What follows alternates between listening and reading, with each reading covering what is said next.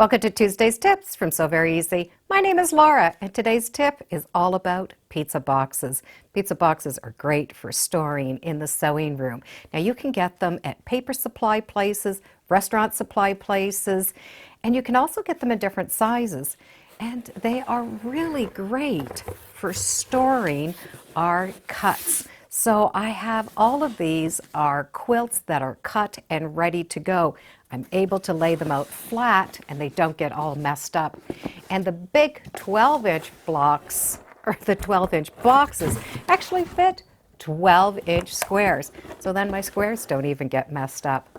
So pizza boxes are great. They're small, they're compact.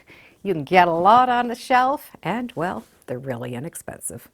And you can also label them. Thank you for joining me today on So Very Easy. Feel free to subscribe and come on back. Let's see what we're talking about next time in the sewing room. You can also check me out on Facebook and Instagram, and I do have a newsletter, all under So Very Easy. I'll put a link in the description. Bye for now.